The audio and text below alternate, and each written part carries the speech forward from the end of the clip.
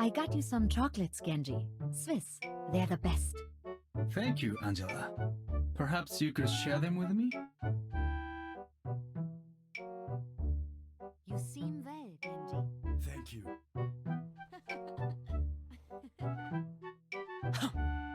You're going to come with me, dead or alive. Hey everyone, Harkland here again with a new video, finally. But first off, I have to say thank you so much. I went from around 100 subscribers to over 1,000 subscribers in less than a month. And I know that's not a huge number for most YouTubers, but it means so much to me. So I can't thank you all enough for showing me that I must be doing something right on this channel. So once again, thank you from me, Harkland. Now, onto the video. So if you watch my streams or highlights, or if you've ever played a few games with me, you might notice that I usually don't get the 4 to 5 man res, and I know they're rare, but you know what? I usually try to avoid any res that is above 3 people. Or Omnit, don't worry, I didn't forget. And it's not for the usual reasons you might be thinking. Don't get me wrong, I'm an egotistical sociopath just like every other Mercy main that simply wants to play the game.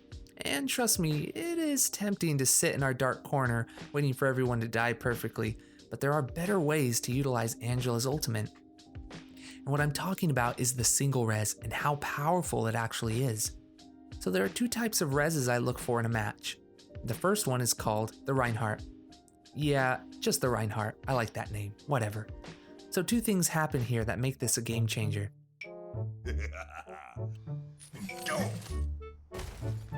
So your frontline REINHARDT dies, the enemy team passes up his dead body.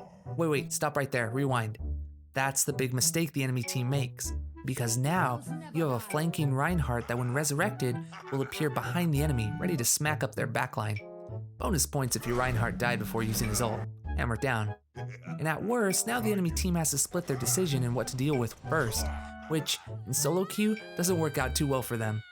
This of course can work with any teammate that is behind the enemy, but really, REINHARDT's probably the most effective that I've found. Hammer time. Okay, so now for the second single res. This one I like to call the, ultimate redo? Whatever. So bonus points is that this can be used on any character. So here's an example. Your Genji is about to come one with the dragon, right? Like ducks in a row.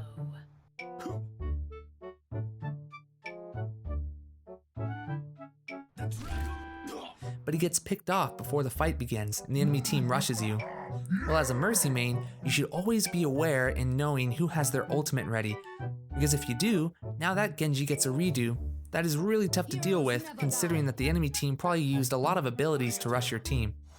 But wait, you need to make sure and think about this one, because you must know that it is an ultimate ability you are sure that can turn the fight in your team's favor.